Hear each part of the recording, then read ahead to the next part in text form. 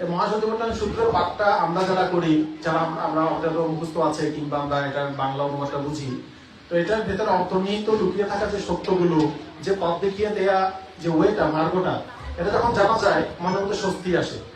মানে একটা স্বস্তি লাগে যে টেনশন নাই, কারেন্ট চলে আসবে। হয় না এমনটা? কারেন্ট চলে গেলে, ওয়াইফাই না থাকলে যারা মোবাইল নিয়ে তো কাজ করছেন, হয় না এমনটা? কারেন্ট না থাকলে একটু মানে টেনশন তৈরি হয়, কখন কারেন্ট আসবে, কখন কারেন্ট আসবে। তা আপনি জানেন হয়তো কারেন্ট আসবে, বেশি হলে 15 মিনিট 20 মিনিট। তাহলে যারা এরকম জানে, ওদের কি হয়, বিপদে পড়লেও ওদের মনের মধ্যে একটা শক্তি থাকে যে না, কারেন্ট আসবে, সমস্যা নাই। তো ঠিক তদ্রু যারা এই সূত্র, বুদ্ধের উপদেশ এগুলো সম্পর্কে দক্ষ, জানেন, বুঝেন, এরা এগুলো আবৃত্তি পাঠ করলে মনের মধ্যে একটা স্বস্তি ভাব আসে যে না, আসলে ওয়ে আউট আছে, মানে পালানোর পথ আছে বা মুক্তির পথ আছে। আমি যে কথাটি বলেছিলাম সেটা পালিতে বলেছিলাম, আপনারা হয়তো বা শুনেছেন কিন্তু বুঝেননি অনেকে। সেখানে বলা হচ্ছিল যে ইহি কোচি ভিক্ষাবে ইমে চাত্তারো সাথী পাঠানে এবং ভাবিয়া সত্তাবাসানে। হে ভিক্ষুগণ, যদি যে কেউ ব্যক্তি, এখানে ছেলে মেয়ে ফিক্সড করে বলা হয়নি। ইহি কোচি শব্দটা পালি অর্থ, এর অর্থ হচ্ছে যে কেউ, আপনি নিজেকেও ভাবতে পারেন, যে কেউ যারা চেষ্টা করবে অন্ততপক্ষে 7 বছর, সে হয়তোবা আইয়া সাথী বা উপাধিসে সানাগামিতা, সে মনের মধ্যে লোভ দেশ মোহ থেকে মুক্ত হতেই পারবে। হয় কিছু ইন্ধন রাখবে, আমরা যেটাকে অনাগামী বলি, আর নয়তো কি পরিপূর্ণভাবে সে অবহত্ত ফল লাভ করবে। তাহলে এটা কার উক্তি ছিল, ঘোষণা ছিল? তথাগত বুদ্ধের। বুদ্ধ মিথ্যা বলেন না। আপনি আমি যদি চেষ্টা না করে, সেটা আমাদের ব্যর্থতা, বুদ্ধের কথার কি না, ব্যর্থতা না। কেউ যদি এই সূত্রটাকে হৃদয়ে ধারণ করে তার আচরণে পর্যবসিত করে, মানে সোজা কথায় নাক মুখ খেটে, যদিও ব্যবহার হয় না, চোখ মুখ খেটে বলে, নাক মুখ খাটলে তো মারা যাবে, মানে চোখ বন্ধ করে বলে না কাজে নেমে যাও, মানে এত বেশি চিন্তা করো না। এই সত্যপাঠনের ব্যাপারটা হচ্ছে তেমন। এটা একটা প্রায়োগিক একটা মেডিটেশন মেথড। এটা আসলে শুধু একটা না, এটার মধ্যে 4 মানে 4 ফোল্ড, মানে এটা 4 ভাগে বিভক্ত একটা ভাবনা চর্চা। যে চর্চাটা আমাদের সূত্র পিটকের অন্তর্গত দীর্ঘ নিকায়ের মধ্যে রয়েছে। আপনারা জানেন আমাদের ত্রিপিটক আছে, ত্রিপিটকের মধ্যে সূত্র পিটক, বিনয় পিটক, অভিধর্ম পিটক আছে। এর মধ্যে আমাদের 84,000 ধর্মস্কন্ধ রয়েছে। গ্রন্থ হিসেবে পিটিএসআই, পালিটেক্স সোসাইটি, যেটা লন্ডনের মধ্যে আছে, বা এনারা আমাদের যে পঞ্চম সংহিতি, ষষ্ঠ সংহিতির মধ্যে 45টি খণ্ডে মূলত পুরো ত্রিপিটককে কি করা হয়েছে, আপনার পুস্তক আকার দেওয়া হয়েছিল। 45টি খণ্ডে, কয়টি খণ্ডে? 45টি খণ্ডে। এক একটা খণ্ডের সাইজ মোটামুটি ছোট বড় আছে। তাহলে শুধু একটা বই না। আর বৌদ্ধ ধর্মের বইটা কোনো অলৌকিক বই না, কোনো ঈশ্বর প্রদত্ত বই না। তথাগত বুদ্ধের 45 বছর পর্যন্ত প্রচারিত বিনয়, তার উপদেশ এবং চিত্ত চেতনার যে প্রবাহ আছে সে সম্পর্কিত দেশনা। এখন এই দেশনাগুলোর একটা কারণ আছে, শুধু একটা কারণ, দুটো নাই। সেটা কি? আমাদের মনকে নির্বাণমুখী করার জন্য, এই সপ্ত প্রাণীদের বিশুদ্ধির জন্য। তাহলে যত বিনয় দেখতে পাবেন, যত মানা আছে, এটা করো না, ওটা করো না, পঞ্চশীল পালন করো, অষ্টশীল পালন করো, সবকিছুর উদ্দেশ্য একটাই, দুটো নাই। আপনারা যারা এখানে পঞ্চশীল নিয়েছেন, আপনাদের উদ্দেশ্য কি? এখানে তো অনেকে জানেন, অনেকে জানেন না। যারা হয়তো ইয়াং জেনারেশনে আছেন, অনেকে হয়তো জানেনই না আপনি কেন পঞ্চশীল নিচ্ছেন। জাস্ট বড়ুয়া ধর্ম করে আসছি, আমাদের করতে হয়, মা বাবার সাথে নিয়েছি, বিহারে গেলে নিতে বলে, সেজন্য আমি পঞ্চশীল নিচ্ছি। আসলে না, পঞ্চশীলটার একটা বিশেষ একটা প্রয়োজনীয়তা আছে। অনেকে শীল শব্দের অর্থই বুঝে না। অনেকে মনে করে দূর পালাইলে কি না পালাইলে কি, মানে এটা আসন করলে কি না করলে কি, আপনি বাঁচলে পাবেন না।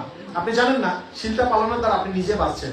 অনেকে মনে করে যে আমি এই শীল পালন করলে হয়তো আমি টাকা পয়সা কামাতে পারবো না। অনেকে এরকম মাইন্ডসেট রাখে, এরকম অনেক প্রশ্ন উঠে আসে, তাই না? তাহলে দেখুন, ভিন্নভাবে যদি আমরা চিন্তা করি, দেখা যায় কি বর্তমান সময়টা আরো বেশি, মানে শীল পালন করে, প্রাণী হত্যা, চুরি না করে আরো বেশি মানুষ ধনী হতে পারছে, যদি সে উদ্ভাবনী ক্ষমতা রাখে। এই যে ফেসবুক, এর মধ্যে প্রাণী হত্যা হচ্ছে, যে উদ্ভাবন করেছে ওনার তো কর্মসংস্থান হয়েছে, উনি তো বিলিয়নিয়ার হয়ে গেছেন, মায়ের যুগের পর, হয় নাই?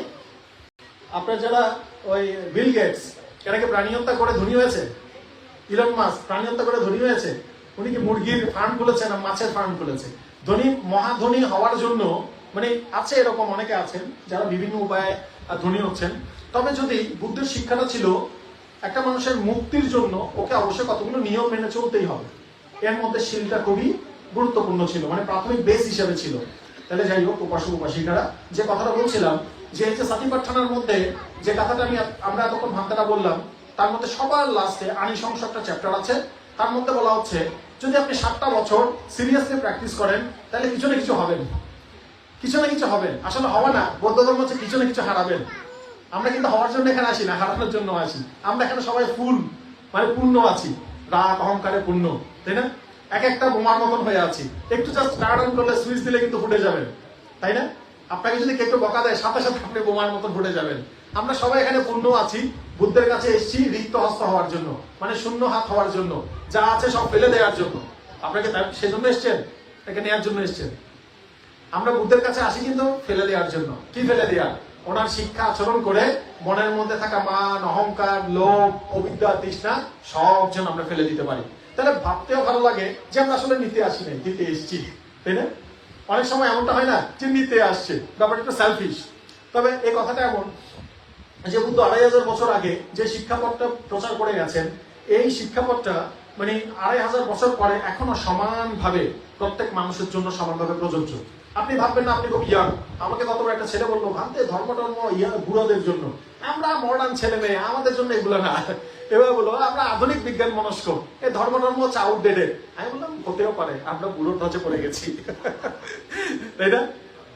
কি মনে হয় ধর্ম আপনাদের জন্য, ইয়াংদের জন্য না, ছেলেদের জন্য না? তোর সাথে অনেক আলাপ হলো, কথাবার্তা হলো, একটা পর্যায়ে বললো না আমাদের ধর্মটা আসলে মডার্ন, আসলে আমাদের ধর্মটা সার্বজনীন, মানে টাইমলেস, শুধু অতীতে ছিল না, বুড়োদের জন্য না, সবার জন্য সমান।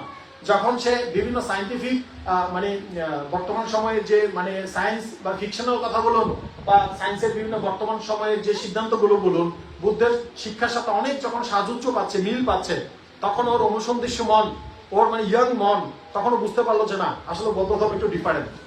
এখানে প্রশ্ন রাখার অধিকার আছে, এখানে জানার অধিকার আছে, এখানে আপনি নিজেকে জানার জন্য অনেক অবকাশ পাচ্ছেন, সুযোগ পাচ্ছেন। অন্য জায়গায় সেটা নাই। অন্য জায়গায় একদম চুপ, কথা বলবো না, প্রশ্ন নাই, যেটা বলতেছে ওইটা গিলো, হয় না? এমনটা অন্যান্য ধর্মের মধ্যে এরকমও থাকে। তো বুদ্ধের শিক্ষার মধ্যে হচ্ছে কি, এই পাসিকো, আসুন এবং দেখুন, এসে দেখুন হ্যাঁ কিনা না। এখানে আনিসান সম্মানে ভান্তেটা বলে গেল 7 বছর সাধনা করলে তোমার মন খালি হবে, লোকদেশ মোহ থেকে মুক্ত হবে। এটাকে বিশ্বাস না করো। এটা শুনলেন, ঠিক আছে, রাখলেন, কিন্তু কালাম সূত্রের মধ্যে একটা আছে যে মানে শুনে সাথে সাথে বিশ্বাস যেও না, সেটা তুমি অ্যাপ্লাই করে দেখো। এখন আপনারা অনেকে শুনলেন, অনেকে বলতে পারেন না আমি বিশ্বাস করি না, তাহলে বিশ্বাসটা করলে আপনি অনুশীলন করুন। আবার যদি বলেন হ্যাঁ আমি বিশ্বাস করি, তাতে তো কোনো লাভ হলো না। আপনি বিশ্বাস করলে তো হবে না, আপনাকে কাজে নামতে হবে। অনেক অনেক ছেলে আছে, অনেক অনেক মেয়ে আছে বর্তমান সময়ে দেখতে পাচ্ছে যে আমি যদি একটু পরিশ্রমী হই, আমি হয়তো অনলাইন মানে প্ল্যাটফর্মের মধ্যেও হয়তো উদ্যোক্তা হতে পারবো। আচ্ছা না, এখন কিন্তু আসলে চিন্তা করলে মানে আমাদের ট্রেডিশনাল জব চাকরি থেকে এখন মানুষটা বের হয়ে এসে মানে একটু মডার্ন আধুনিক ভাবে ইনকাম করছে। অনেকে আপনার ফেসবুক ইউটিউব প্ল্যাটফর্মের মধ্যে কাজ করে টাকা কামাচ্ছে, তাই না?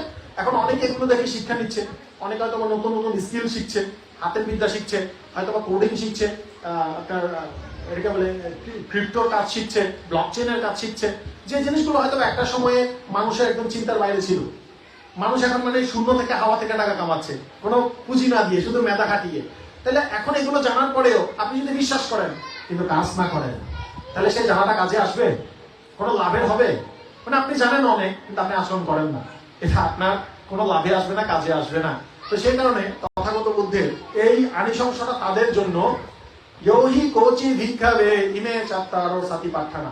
যদি কোনো উৎসাহী ব্যক্তি, যার মধ্যে প্রচন্ড উৎসাহ আছে, যার মধ্যে সত্যের একটা অভিষ্ট লক্ষ্যে যাওয়ার চেষ্টা আছে, সে যেতে চায়, মুক্তিতে যেতে চায়, সে তার শেষটা পেতে চায়, সে অশান্তি নিয়ে থাকতে চায় না, তেমন যদি উৎসাহী মানুষ হয়ে থাকে, সে যদি এইরকম প্রক্রিয়া নিয়মগুলো 7 বছর চর্চা করে, তবে আমি গ্যারান্টি দিচ্ছি ও হয় অনাগামী হবে, নয় অরহত হবে।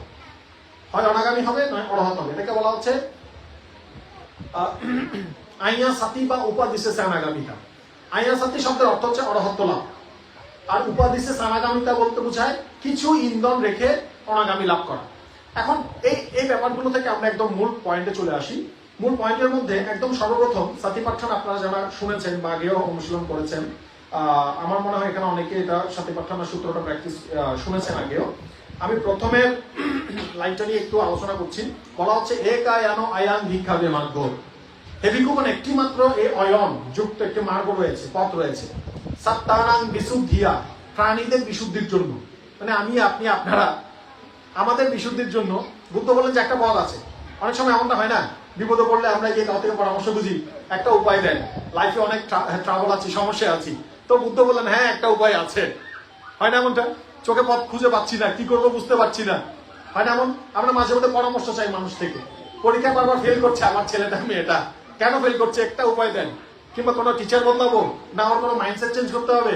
তো আচ্ছা, আমার একটা পুরো একটা কথা মনে পড়লো। চায়নার মধ্যে এক ভদ্রলোক আসলো আমার কাছে, চাইনিজ। তো এসে বললো আমার মেয়ে মানে ইউনিভার্সিটি, চায়নার মধ্যে মানে সরকারি ইউনিভার্সিটি গুলো খুব বেশি হাড্ডাহাড্ডি লড়াই হয়। তো বললো ভাবতে আপনি একটা পানির বোতল নিয়ে এসছে, বলে একটা ম্যাজিক করে দেন। বললো জানে আমার মেয়েটা যেন ভালো পরীক্ষা পাশ করে ভালো কলেজের মধ্যে ভর্তি হতে পারে। তো আমি বললাম মানে কপাল সারা, এখন যদি কোনো কারণে মেয়েটা যদি পরীক্ষা ভর্তি হতে না পারে আমার কি হবে? তো আপনারা বুঝতে পারছেন, চাইনিজ ভদ্রলোক চীন দেশের মধ্যে। তো এখানে উনি আমাকে বললো আমি খুব বিশ্বাস করি আপনি একটা মানে পাওয়ার দিয়ে দেন, এটাকে ওয়াটার চার্জ বলে। এখন ওয়াটার চার্জের আইডিয়াটা কোথেকে এসেছে জানেন? তাওইজম থেকে। তাওইজমের নাম শুনেছেন? এটা হচ্ছে একটা তন্ত্র বা বৈদ্যালিক, উঁচু কথায় চায়নার মধ্যে একটা বৈদ্যালিক ধর্ম আছে তাওইজম। এরা অমরত্বের জন্য চেষ্টা করে, মানে ফিজিক্যালি এরা অনেক ধ্যান চর্চা, বিভিন্ন রকম মেডিসিন, মানে পুরন প্রাচীন মানে ফল মূল এগুলো খেয়ে মন্ত্রতন্ত্র সাধনা করে সশরীরে অমরত্বের জন্য প্র্যাকটিস করে, দেবত্বের জন্য অনুশীলন করে। তাওইজম যারা মোবাইল চালাতে জানেন গুগল সার্চ দিয়ে অনেক তথ্য নিতে পারবেন। এর মধ্যে ইন ইয়াং একটা ওদের ফিলোসফি আছে, গুড বা ব্যাড, ভালো বা খারাপ, দিন বা রাত, এরকম একটা ফিলোসফি আছে। তো যাই হোক, এদের মধ্যে আছে ওয়াটার চার্জের একটা ব্যাপার, যে কেউ যদি খুব মানে পজিটিভ ভাইব নিয়ে কাউকে মৈত্রী দিয়ে এই পানিটা মানে কি করে দেয়, মানে টাচ করে দেয়, তাইলে ওখানে একটা পজিটিভ ভাইব কি হয়, পার হয়, সেটা দিয়ে হয়তো মুক্ত হতে পারে। এখন কিন্তু এই জিনিসটা আমার বুদ্ধের শিক্ষা না, কথা বুঝতে পারছেন? মানে আপনাকে পানি ছুঁয়ে দিলাম, এটা কি আপনি মুক্ত হয়ে যাবেন, বুদ্ধের শিক্ষা না। বুদ্ধের শিক্ষাটা একটু অন্যরকম। বুদ্ধ বললো তুমি যদি নোংরা হাতে পানি ছুঁয়ে দাও, সেটা যদি কেউ খেয়ে নেয় তাতে তার ডায়রিয়া হতে পারে। কথা বুঝতে পারছেন? এখন এখানে একটা বিশ্বাসের ব্যাপার আছে, বিশ্বাসে মিলাই বুঝতে তর্কে বহুদূর, এটাও বুদ্ধের শিক্ষা নয় আমার। বুদ্ধ আবার এই কথাটার সাথে একটা সাইকোলজিক্যাল একটা কানেকশন আছে। কথাগুলো একটু স্পিডে বলছি, শোনার চেষ্টা করবেন, দ্বিতীয়বার রিপিট করবো না। অনেকে এক কথা 10 বার বলে, আমার কথা একটু বেশি, এখানে রিপিট করার টাইম নেই। বলা হয় যারা বিশ্বাস করে, খুব বেশি যদি আপনি বিশ্বাস করেন, তাহলে কিন্তু আপনার শরীরের মধ্যে একটা কি আসবে, ইতিবাচক মানসিকতা তৈরি হবে, পজিটিভ থাকা। এটা ডাক্তাররাও বলে আপনি যদি অসুস্থ থাকেন মন ছোট করবেন না, ইতিবাচক থাকুন, পজিটিভ থাকুন, দেখবেন আপনার ইমিউনিটি সিস্টেমটা বুস্ট করছে, রোগ প্রতিরোধ ক্ষমতা বেড়ে যাচ্ছে। তো এগুলো কিন্তু সাইকোলজিক্যাল শিক্ষা, মনস্তাত্ত্বিক শিক্ষা। এখন এই শিক্ষাগুলো বুদ্ধ মুখে শুধু বলেননি, বুদ্ধ আমাদের পথ দেখিয়ে দিয়েছেন কিভাবে, এই সাতিপাট্টানের মাধ্যমে। দেখবেন একটা মানুষ যখন এই সাতিপাট্টানাগুলো প্র্যাকটিস করে, এখানে স্পষ্ট বলা হচ্ছে শোকা পারিদেবনাং সামাধিক কামায়া, আপনার মনে শোক, কষ্ট, দুঃখ, যন্ত্রণা অস্তমিত করার জন্য আত্মাঙ্গামায়া। আমাদের পালিগুলো আবৃত্তিগুলো আমার ভালো লাগে কেন জানেন? আমি এই শব্দের সাথে বাংলার মিল পাই। অস্তগমন মনে আছে? কিসের সাথে? অস্ত যাওয়া, সূর্য পশ্চিম দিকে অস্ত যায়, আমরা একটা শব্দ বলি না? এই অস্তটা পালিতে আত্মাঙ্গামায়া বলে। পালি ভাষা হচ্ছে বাংলা ভাষার কি জনক বা জননী। পালি ভাষা থেকে বাংলা ভাষা এসছে। অনেক পালি শব্দ আছে হুবহু বাংলার সাথে যায়। আপনি পালি ভাষা পড়বেন, সমৃদ্ধ হবেন, বাংলা সাহিত্য আরো জানতে পারবেন। বলা হচ্ছে শোকা পারিদেবনাং আত্মাঙ্গামায়া, অস্তগমনের জন্য, ডুবিয়ে দেওয়ার জন্য, জ্ঞানাস্যা আধিগমায়া, জ্ঞান অধিগমের জন্য, লাভের জন্য, নিব্বানাস্যা সাচ্চিক্রিয়ায়া, লোভ দেশ মোহ নিবৃত্তিতে নিয়ে যাওয়ার জন্য। এই 4টা ওয়ে আছে। এর মধ্যে হচ্ছে আমরা যদি একটু সংক্ষেপে বলি, শরীরটাকে জানুন, শরীরের কর্ম প্রক্রিয়া এটা আসলে কি তাকে চিহ্নিত করুন। এখন আমি আজকে যখন আপনাদের এখানে বেরিয়ে আসলাম, এর আসার সময়টাতে আমাদের ব্যক্তিগত একটা চিন্তা মাথায় কাজ করছিল যে আমরা যদি সম্বন্ধের বা ইয়াং জেনারেশনদের যদি মানে আমাদের এই ফিজিক্যাল সম্পর্কে যদি একটা পূর্ণাঙ্গ আইডিয়া দেই শরীর সম্পর্কে, না তাহলে ওর মনের মধ্যে অনেক পরিবর্তন আসবে। যে শরীরটা সম্পর্কে আমাদের অনেকের সঠিক আইডিয়া নাই বিধায় অত্যন্ত অল্প বয়সে টিনেজাররা লেখাপড়ায় ডিস্টার্ব হচ্ছে, কামনার মধ্যে ডুবে যাচ্ছে, অনেকে হয়তো ভুল সিদ্ধান্ত নিয়ে কারোর সাথে পালিয়ে যাচ্ছে, হয়তো সে তার ধর্ম ত্যাগ করছে। কারণ কি? সে খুব প্রেমের মোহে অন্ধ। সে যদি শরীরটাকে চিনতে পারে এই শরীরের প্রকৃত স্বরূপটা কি, তখন সে কারো রূপ দেখে বা কারো কোনো কথায় সে কি হবে না, মানে মতিভ্রম হবে না। আচ্ছা যাই হোক, সেটা অন্য একটা ব্যাপার ছিল। আপনারা বুঝতে পারছেন কোন ব্যাপারে বলছিলাম। অনেকে এখন ধর্মান্তরিত হচ্ছে বা নিজের পরিবার ছেড়ে উন্নত চলে যাচ্ছে। এদের কারণ হচ্ছে এরা মোহের মধ্যে আছে। তাই সত্য জানা থাকলে তখন সঠিক সিদ্ধান্ত নিতে সুবিধা হয়। এখন বুদ্ধ যখন বললেন সাতিপাট্টানা আপনি যখন প্র্যাকটিস করবেন, আপনার 4টা ওয়ে। একটা হচ্ছে আপনি শরীরটাকে জানলেন, আপনার অনুভূতিকে জানলেন, আপনার মনের গলি ও অলি গলি বা চিত্তানুপাসনা বলি আমরা, হ্যাঁ, এটাকে জানলেন। এবং ধাম্মানুপাসনা, ধাম্মানুপাসনা হচ্ছে চিত্তের অংশ, যেমন এখানে চারিয়ার্য সত্য, সপ্তবোধাঙ্গ, পঞ্চ উপাদান স্কন্ধ, হ্যাঁ, পঞ্চ নিবরণ, এইগুলোকে বলা হচ্ছে ধাম্মানুপাসনা। তাহলে এই যে 4টা ক্যাটাগরি করা হয়েছে, খেয়াল করবেন, এই 4টা ক্যাটাগরি হচ্ছে এই সাতিপাট্টানা সূত্রের মূল টপিকস। তাহলে যখন আপনি মনে করুন আপনি একজন স্টুডেন্ট, আপনি বুদ্ধের কাছে আসলেন, আপনি বলবেন যে আমি একটু পথ দেখিয়ে দিন, আমি মুক্ত হতে চাই, মানসিক অশান্তি যন্ত্রণা থেকে মুক্ত হতে চাই। আপনারা চান কি? চাই না? আচ্ছা, এখন যে লেভেলের মুক্তি আমরা চাই, বুদ্ধ যখন বিপাসনা আপনারা যখন অনুশীলন করেন, আপনারা দেখতে পান যে বুদ্ধের শিক্ষার মধ্যে কেন মুক্তিটা খুবই গুরুত্বপূর্ণ। এখানে কি কেউ বিপাসনা অনুসরণ করেছেন? কয়েকজন আছেন না? একজন দুজন আছেন। আচ্ছা, বিপাসনা অনুশীলনের একটা পর্যায়ে যারা অনুশীলন করে, এদের মনের মধ্যে একটা জ্ঞান আসে, সেটা হচ্ছে ভঙ্গ জ্ঞান। বিপাসনা একটা স্তর, সে প্রত্যেক কিছু খুবই স্মৃতিমান হয়ে একাগ্র হয়ে অবজার্ভ করার প্র্যাকটিস করে বিপাসনা অনুশীলনের মধ্যে। সে দেখতে থাকে নিঃশ্বাসটাকে, দেখতে থাকে শরীরের অনুভূতিগুলোকে, সবকিছুকে সে একাগ্রভাবে জানতে জানতে বুঝতে পারে যে আসলে স্থিত কোনো কিছু নাই, মানে পার্মানেন্ট বলে কোনো কিছু অনুভূতি নাই, শরীরের কোনো অবস্থাই নাই। তখন তার এই জ্ঞানটা এতটা পাকাপোক্ত হয়, সে তখন বুঝতে পারে আমার শরীরে যদি এতটা নিত্যের প্রবাহ চলমান থাকে, আমি যদি মরে গিয়ে বেহেস্তে যাই, সেখানে কি সেটা থাকবে না? তখন ওর ওই জ্ঞানটা লাগে আমি স্বর্গে গেলেও তো একই হবে, নরকে গেলেও তো একই হবে, তির্যক কুলে গেলে একই হবে, রাজার কুলে গেলে একই হবে। সে তখন কামভূমি, রূপভূমি, অরূপভূমি কোনো লোকের মধ্যে স্থিতি দেখতে পায় না। সে দেখে কোনো জায়গায় তো আমার মানে ঠাঁই নাই, যেখানে যাই না কেন পরিবর্তন তো হবেই। সে তখন পূর্ণাঙ্গ মানে পূর্ণাঙ্গ একটা কি চায়? স্থিতি চায়, যে থাকতে চায় এমন জায়গায় যেখানে থাকলে আমার এই বারবার ধ্বংস হতে হবে না।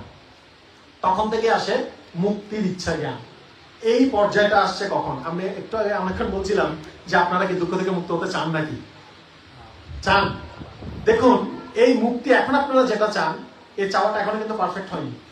এটা চাচ্ছেন, আপনি ঝামেলায় আছেন, হাজবেন্ডের সাথে ঝগড়া হচ্ছে, বউয়ের সাথে ঘেনঘেনানি হচ্ছে, ছেলে পেলে কথা শুনে না, টাকা পয়সা আসলে বরকত হচ্ছে না, হ্যাঁ, শরীরে ব্যথা বেদনা লেগে আছে, যৌবনটাকে মিস করছেন, আপনি শিশুর মুক্তি চান। কিন্তু যদি আপনি বিপাসনায় যান, তখন এইগুলো লেম হয়ে যাবে, এগুলো হালকা ব্যাপার। আপনি ডিপলি যখন দেখতে পাবেন সাবে সংখারা অনিচ্ছাতি, প্রত্যেকটা মুহূর্ত পরিবর্তন হচ্ছে, প্রত্যেকটা নিঃশ্বাস জড় এবং আপনার মানে সচেতন অবস্থা পরিবর্তন হচ্ছে, আপনার হৃদয়ের সমস্ত চিত্ত ক্ষণে ক্ষণে যাচ্ছে, বিলয় হচ্ছে, উদয় বিলয় হচ্ছে। এটা দেখতে দেখতে আপনি তখন বুঝতে পারবেন আসলে স্থির কোনো জায়গায় থাকতে পারবো না, স্বর্গে যাই ওইখানে স্থির থাকতে পারবো না, এখানে তো নাই কাজেই। তখন আপনার মনটা কি চাইবে জানেন? মুক্ত হতে চাই, আমি এমন কিছু চাই, এমন লেভেলের প্রশান্তি চাই। মানে তখন ওই চাওয়াটা আবার ছন্দ বলা হয়। এখন ছন্দ আবার 2 রকম, একটা হচ্ছে কামচ্ছন্দ, একটা হচ্ছে মুমুক্ষা ছন্দ। মুক্তি চায় যে ছন্দটা, সেটা খারাপ না। কামনার ছন্দ যেটা, সেটা হচ্ছে অবিদ্যার কারণে হয়। সে সুন্দর দেখে, নিতে চায়, খেতে চায়, পেতে চায়, এবং সে চাইতে গিয়ে সে পাওয়াটার জন্য অনেক সাফার করে, কষ্ট পায়। সে হয়তো অনেক টাকা কামাতে হচ্ছে, আমাদের ছেলেরা অনেকে বাইরে চলে গেছে না, ফ্যামিলিকে ভালো রাখার জন্য। হ্যাঁ, জীবন জীবিকা সব প্রয়োজন আছে, কিন্তু যখন এটা অ্যাক্সেস হয়ে যায়, অতিরিক্ত চাহিদা, প্রয়োজনটা যখন চাহিদার চেয়ে ছাড়িয়ে লোভে পড়ে যায়, তখন মানুষ কষ্ট পায়। ওই সময়টাতে মানুষ সাফার করে।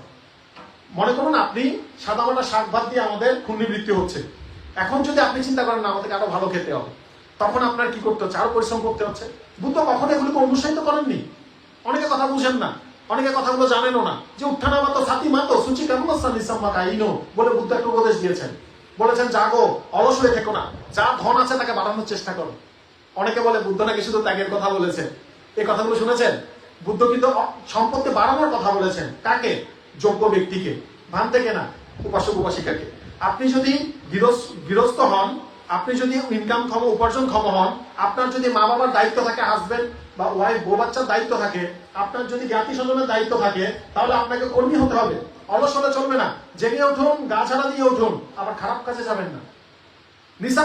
নিসাম্মা কাইনো সাইনা তাসা যা ধাম্মা জীবিনো, বলা হচ্ছে এমন কাজ করবেন যেগুলো মানুষ প্রসঙ্গ বদনাম করে না। প্রাণীহত্যা, চুরি, এরকম কাজ করবেন না, মানুষকে ঠকানোর কাজ করবেন না। পরিশ্রমী হবেন। ধন সম্পদ যদি পরিশ্রম দিয়ে আরো বাড়তে থাকে, তাহলে কি হবে?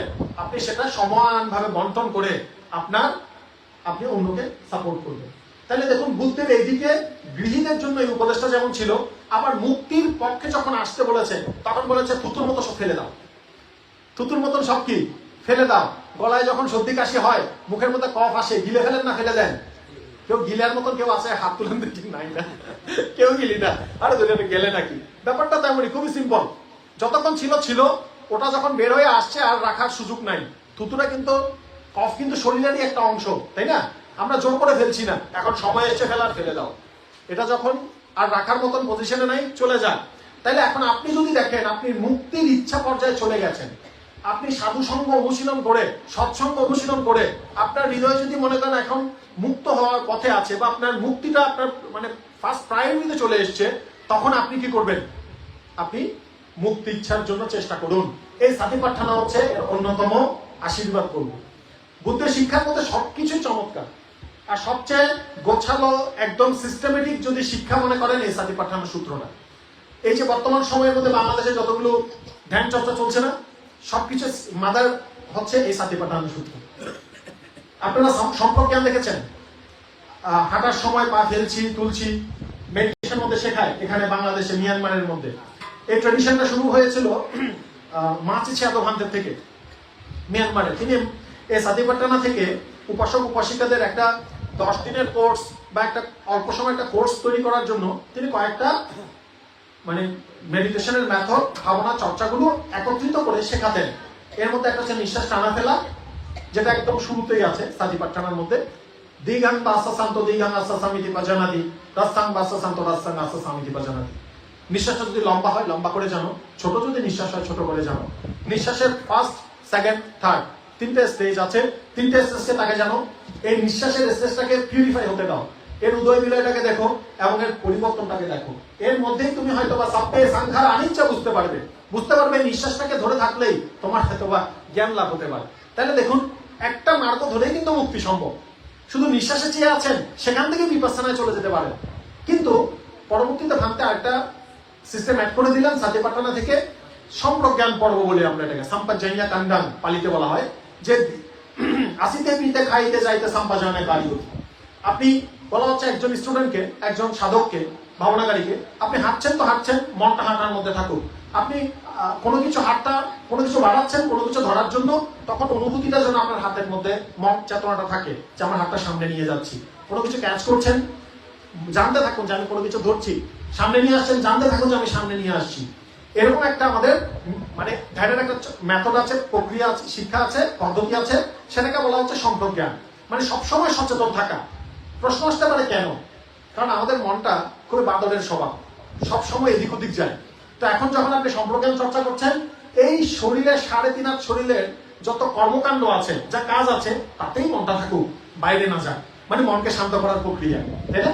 তাহলে দেখুন, এই যে কথাগুলো বলছি, এগুলো আবার কোথায় আছে জানেন?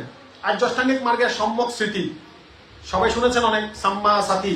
এই যে কায়ানুপাসনা, বেদানুপাসনা, চিত্তানুপাসনা, ধাম্মানুপাসনা, এই যে শরীরের দিকে মনোযোগ দিয়ে ভাবনা করা, অনুভূতির স্তরে সুখ দুঃখ, হ্যাঁ, ব্যথা বেদনা, এই শারীরিক বেদনা অনুভূতিগুলোকে দেখা, সেটা হচ্ছে আরেকটা প্রক্রিয়া। চিত্তের মধ্যে রাগ আসছে নাকি হিংসা আসছে নাকি ক্ষমা আসছে, কেমন চিত্ত আপনার মনের মধ্যে কাজ করছে, সেই চিত্তটাকে অবজার্ভ করা, সেটা হচ্ছে চিত্তানুপাসনা। এরপরে পঞ্চ উপাদান স্কন্ধকে চেনা, পঞ্চ নিবরণ জাগ্রত হলে জানা, সপ্তপঞ্চাঙ্গ যদি মনের মধ্যে আসে জানা। এখন এগুলোর জন্য ক্লাস প্রয়োজন, আমি একটু সংক্ষেপে বলছি কথাগুলো, কারণ এই আধা ঘন্টা অল্প সময়ের মধ্যে এত কথা বোঝানো সম্ভব না। যদি বেশি বলি আপনাদের মাথায় কিছু থাকবে না। তো একটা ছোট একটা সামারি দিয়ে যাওয়া, একটা সারাংশ বলে যাওয়া, যে কায়ানুপাসনা, বেদানুপাসনা, চিত্তানুপাসনা, ধাম্মানুপাসনা, এই 4টাকে একত্রিত করে বলা হচ্ছে সাম্মা সাতি। কি বলা হচ্ছে? সাম্মা সাতি, সম্যক স্মৃতি। এখন এই সম্যক স্মৃতিটার আপনারা সবাই জানেন আর্য অষ্টাঙ্গিক মার্গ কয়টা? 8টা। আবার আর্য অষ্টাঙ্গিক মার্গ কিসের অন্তর্ভুক্ত? 4 আর্য সত্যের অন্তর্ভুক্ত, 4র্থ নাম্বারটা। তাহলে দেখা যাচ্ছে এই যে 4 আর্য সত্য আবার ধাম্মানুপাসনার মধ্যে অন্তর্ভুক্ত। কথাটা কেমন হলো? মানে একটার সাথে একটা কানেক্টেড। মানে একটা চেইন দেখেননি মেয়েদের, আমাদের উপাসিকাদের গলার মধ্যে অনেকে সোনার চেইন থাকে বা রূপার চেইন থাকে, চেইনগুলো দেখবেন একটার সাথে একটা কানেক্টেড, না? কোনো কারণে যদি একটা খুলে যায়, সম্পর্ক চলে যাবে, তাই তো? তা আমি দেখি কি এই সাতিপাঠানার যে কায়ানু বেদানানু চিত্তানু ধাম্মানু পাচ্ছানা একটার সাথে একটা কানেক্টেড, একটার সাথে একটা সম্পর্কিত রয়েছে। দেখা যাচ্ছে যে আপনি যখন সম্যক দৃষ্টি বলা হচ্ছে, এই যে চারিয়ার্য সত্য, এটাকে যদি আপনি বুঝতে পারেন, কোন কারোর জগৎ থেকে দেখাশোনা শুনেছেন, বই পড়েছেন, গবেষণা করছেন, তাহলে আপনার মধ্যে এটার প্রতি বিশ্বাস আসলে সম্যক দৃষ্টি হয়ে গেছে। তাহলে সম্যক দৃষ্টি মানে কি? দুঃখকে চিহ্নিত করা, দুঃখ আছে কি নাই এটাকে জানতে পারা। এটা যদি জানতে পারেন, এবং দুঃখের কারণ কি, বুদ্ধের সিদ্ধান্তে, আবার অন্য কারো সিদ্ধান্তে না। অনেকে সিদ্ধান্ত দেয়, অনেকে নিজের মন গড়া ব্যক্তিগত অভিমত দেয়, ওগুলো শুনে পথ হজম করবেন না। বাজারে অনেক নাস্তা পাওয়া যায়, বাসি খানা খেলে পেট খারাপ হবে, হবে না? তাহলে এই কারণে বুদ্ধের দৃষ্টিতে সম্যক দৃষ্টি হতে হবে। হয় না মাঝে মধ্যে চটকদার, এখন তো ইফতারের সময় চলতেছে, অনেকে যাবে, কিছু কিছু অসাধু ব্যবসায়ী আছে পুরন তেলের মধ্যে একই কি প্রত্যেক কয়েকটা দিন ইউজ করে, ওগুলো তো খেতে আরাম লাগে ভালো, কিন্তু পরে গিয়ে গ্যাস্ট্রিকের সমস্যা হয়। তাহলে এখন সম্যক দৃষ্টি বলতে বোঝাচ্ছে দুঃখার্য সত্যকে চিনবেন। জাতি বিদুঃখা যারা বিদুঃখা ব্যাধি বিদুঃখা মরণম কি দুঃখা, এই কথাগুলো ধাম্মানুপাসনার মধ্যে আছে। মানে কি? জন্ম জরা ব্যাধি মরণ দুঃখ, চাওয়া পাওয়ার অপূর্ণতায় দুঃখ, যা চাইছি তা পেয়েও হারাচ্ছি, রাখতে পারছি না, সেটাতেও দুঃখ। হয় না এগুলো নিজেদের সাথে? আপনি চেয়েছেন পাননি, তাতেও দুঃখ পান। আবার চাওয়ার পরে পেয়েছেন, পাওয়ার পরে সেটাও রাখতে পারছেন না, তাতেও দুঃখ হয়। তাহলে বুদ্ধ বললেন যে দুঃখ বোধ, দুঃখ একটা বোধ, এটা উপলব্ধি হয়, এটা সবার মধ্যে আছে। এই কথাটার ফাঁকে একটা কথা বলে রাখি, দুঃখটা কিন্তু বুদ্ধ সবাইকে দুঃখ বাদ প্রচার করেননি। বুদ্ধ সুখের প্রচার করতে গিয়ে দুঃখটাকে বুঝিয়েছেন যে তুমি আগে দুঃখটাকে চিহ্নিত করো, দুঃখটাকে গেট আউট করো, বের করে দাও, তোমার মধ্যে সুখ বিরাজ করবে। তাহলে সেই জন্য আমাদের সম্যক দৃষ্টির প্রথম আন্ডারস্ট্যান্ডিং, বোঝাপড়া হচ্ছে দুঃখকে চেনা। এখন এই দুঃখকে চিনতে গেলে আবার ওই প্রক্রিয়ায় আপনাকে স্টেপ বাই স্টেপ গভীর থেকে গভীরে যেতে হবে। আপনি প্রথমত বুঝবেন জন্ম জরা ব্যাধি মরণ দুঃখ, এই যে বুড়ো হয়ে যাচ্ছে। এখানে আমাদের ইয়াং অনেক উপাসক আছে, আপনারা কি চান এই বুড়ো জীবনটা? এখন যদি ঘুমের থেকে হঠাৎ করে কালকে, এখানে ইয়াং ছেলে মেয়ে যারা যারা আছেন, আপনারা যদি চিন্তা করুন আগামীকালকে ঘুম থেকে উঠে যদি 80 বছরের বুড়ো হয়ে যান, মানতে পারবেন? বুড়োদের কথা বাদ দিয়ে আপনাদের আমাদের কথাই ধরুন, মানে এখন যে বয়সে আছি, মনে করেন ঘুম থেকে উঠলেন, কালকে সকালে উঠে দেখলেন আপনার একদম দাঁতটা দেখাও নাই, আপনি 100 বছরের বুড়া, কে মানতে পারবে? বুঝতে পারছেন কথাগুলো? যাচ্ছে নাকি যাচ্ছে না? মেডে মেডে আসতে ব্যাপারটা হচ্ছে আমরা কেউই মানতে পারবো না, কারণ আমরা কেউ চাই না। মাথায় যখন প্রথম চুল পেকেছে, ভালো লেগেছিল? হ্যাঁ, এই কথাগুলো আমরা কিন্তু শেয়ার করি না, সবার মধ্যে থাকে। এই কারণে বাজারে অনেক তেল আছে, চুল উঠার তেল, চুল কালো করার তেল, অনেকে কলম মাখে, কারণ সত্যকে আমরা চাই না, ওটা আসছে, জীর্ণতা। বুদ্ধ এটাকে অকপটে স্বীকার করেছেন। বুদ্ধ বললেন যে এটাকে থামানো যাবে না, যে যত চটকদারিতে থাকো না কেন, এটাই হচ্ছে বাস্তবতা, মেনে নাও, এই মাটার মধ্যে শান্তি পাবা। আসলে হ্যাঁ, তো মেনে নিতে পারলে শান্তি হয়। চুল গেছে যাক না, কি হয়েছে, মাথা তো আছে। ওই আছে না একটা স্যান্ডেল ছাড়া একটা ভদ্রলোক, এটা একটা গল্প ছিল সুন্দর, মনে আছে? একটা বেটার স্যান্ডেল ছিল না, ও একটা জায়গায় ইনভাইটেশনে পেয়েছে, এখন লজ্জা লাগছে, স্যান্ডেল ছাড়া যাবো কিভাবে? এটা মানে কোন ক্লাসে আছে? আচ্ছা যাই হোক, আবার একটু বলি, ওই মানুষটা যখন মানে খুব মন ছোট করে যখন এখানে গেল নেমন্তন্ন খেতে, গিয়ে দেখলো কয়েকটা মানুষ খুব হাসাহাসি করছে, গল্প দিচ্ছে। এর মধ্যে একটা মানুষ একদম মন খুলে অট্ট হাসি আসছে। কাছে গিয়ে দেখলো কি হলো, ওরা মানে খুব তামাশায় কথাবার্তা বলছে, কিন্তু গিয়ে দেখলো যে মানুষটা এত হাসি খুশি, ওর পায়ের পা নাই, পা কাটা।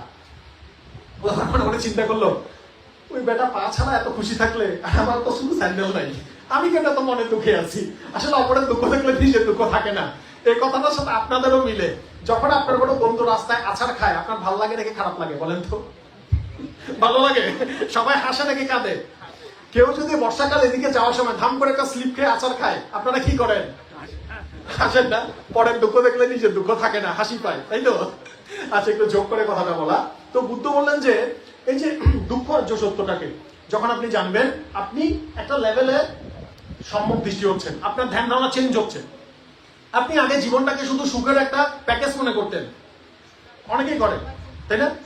বিদেশ যাও, এখানে যাও, দামি দামি কাপড় চোপড় পরো, স্যুট কোট পরো, ভালো মেকআপ লাগাও, ভালো ভালো রোস্টেড খানা খাও, বার্গার খাও, হ্যাঁ, ভালো ভালো জায়গায় সেলফি দাও, খুব সুখী, এরকম অনেকে কল্পনা করে, কিন্তু মিথ্যা ট্র্যাক, এটা ভুল ট্র্যাক, ভুল জায়গায় আপনি ফাঁদে পা দেওয়ার মতন হচ্ছে।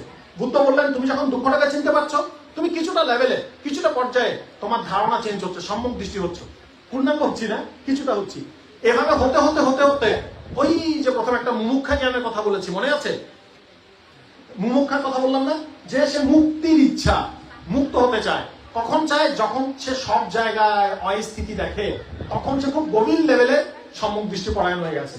সে তখন গোল ফিক্স করেছে, আমাকে মুক্ত হতে হবে। এখন আমরা স্টার্টিং থেকে গভীরে যাচ্ছি। যত আপনি গভীর থেকে গভীরে যাবেন, তত সম্মুখ দৃষ্টি পরায়ণ যত হবেন, তত আপনার কি হবে? আপনার লক্ষ্য ফিক্সড হবে। এখন কিন্তু লক্ষ্য ফিক্সড নাই, অনেকের আছে। কাদের নাই? যারা বুঝতে পারছে না, যারা মনে করছে না আমি তো মাঝে মধ্যে দুঃখী থাকি, টাকা পয়সা পাইলে সুখী থাকি। হয় না এমনটা? অনেকে বলে যে নতুন সামনে চৈত্র সংক্রান্তি আসছে, আমাকে যদি ভালো 10-20 হাজার টাকার একটা শাড়ি গিফট করে আমি সুখী হয়ে যাবো, আমার কোনো দুঃখ থাকবে না। এমনটা যদি মনে আপনি দুঃখকে বুঝেন, ওইটা এখনো সম্মুখ দৃষ্টি হচ্ছে না, ওইটা মোটামুটি ভাওতাবাজি। ওইটা হচ্ছে মানে স্বাভাবিক দৃষ্টি। সম্মুখ দৃষ্টি ক্রমান্বয়ে আপনার মনকে সত্যটা দেখাবে।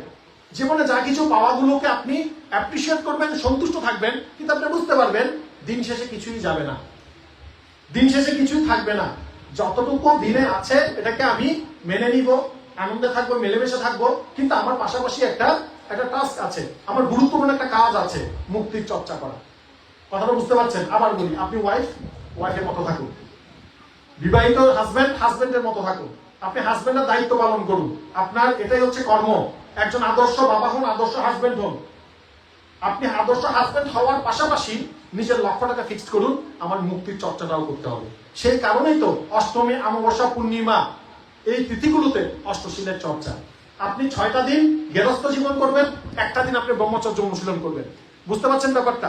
একটা দিন আপনি সাতি প্রার্থনার প্র্যাকটিস করবেন, একটা দিন আপনি আপনার শতভাগ দিবেন, এমন ভাবে একটা দিন বাঁচবেন যেন আপনার পুরো 6 দিনের কি আধ্যাত্মিক সমস্ত চাহিদাগুলো একটা দিন আপনি নিয়ে আসতে পারেন। বুঝতে পারছেন নাকি পারছেন না কথাগুলো? এমন ভাবে একটা দিন সেলিব্রেট করবেন, যাপন করবেন, 6টা দিনের যত প্রেশার আছে, যত ভুল বুঝাবুঝি আছে, ওগুলো যেন একটা দিনের সমাধান হয়ে যায়। কি করা? বুদ্ধ বন্দনা, মৈত্রী ভাবনা, তাই না? বিপাসনা অনুশীলন, সাতি প্রার্থনার চর্চা। তাহলে দেখবেন এই যে মানসিক